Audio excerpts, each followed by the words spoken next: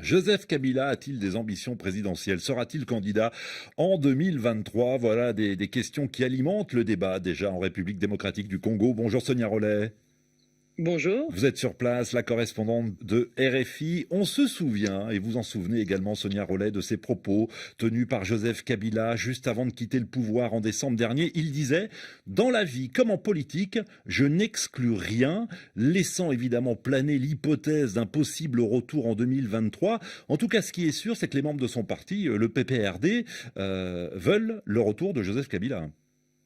Voilà, ils veulent le retour de Joseph Kabila. C'est vrai qu'ils ont eu une réunion qui s'est tenue à Lubumbashi avec les caciques de ce parti. Il faut savoir que le PPRD, c'est le parti de Joseph Kabila, donc il est l'autorité morale qui était donc son parti principal. Alors, c'est vrai que ce qui était étonnant quand même lors de cette réunion, c'est d'abord que Joseph Kabila n'était pas là. Il avait été annoncé par certains de ses partisans. C'est vrai que les apparitions de Joseph Kabila sont plutôt rares depuis qu'il a quitté le pouvoir. Même il est souvent annoncé pour des événements et on le voit rarement ici. Donc à nouveau, sur cette réunion, il était attendu et ses partisans ont donc, Emmanuel Ramazani Shadari notamment, a donc annoncé son intention ou la possibilité d'un retour pour 2023. Évidemment, ça a fait grincer des dents et notamment chez le partenaire du PPRD, donc l'UDPS, de Félix Tshisekedi, alors que pourtant, c'est vrai que il y a eu un accord de coalition entre les deux et que ce qui était dit, en tout cas au tout début de cette coalition, c'est qu'il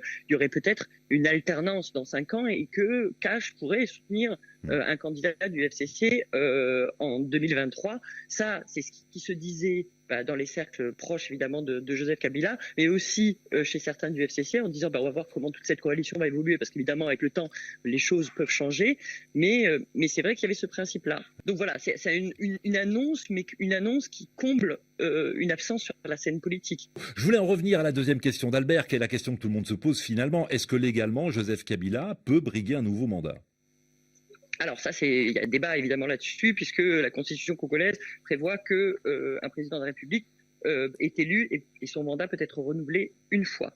La question qui se pose et qui se pose chez les constitutionnalistes, c'est de dire est-ce que cela veut dire qu'il n'y a pas possibilité de faire de troisième mandat dans l'absolu, ou est-ce que si, comme Joseph Kabila, on décide de quitter le pouvoir et qu'on veut revenir un mandat plus tard, est-ce que ça se trouve être légal? Alors évidemment, cette question va être tranchée ou sera tranchée si évidemment elle se pose par la Cour constitutionnelle. Ce qu'il faut savoir, c'est qu'à l'heure actuelle, la Cour constitutionnelle est toujours considérée comme acquise ou proche de Joseph Kabila lui-même, puisqu'il y a même des proches du président, de l'ancien président qui se trouvent dans cette cour. Ce qu'on sait, c'est que on va avoir de nouvelles nominations dans la magistrature, ou en tout cas formellement le bureau du Conseil national de la magistrature, qui comprend notamment aussi les gens de la Cour constitutionnelle, a plus ou moins formellement donné sa démission en septembre. Et on attend toute une série de nominations dans la magistrature qui pourraient donc changer ce rapport de force dans la magistrature congolaise.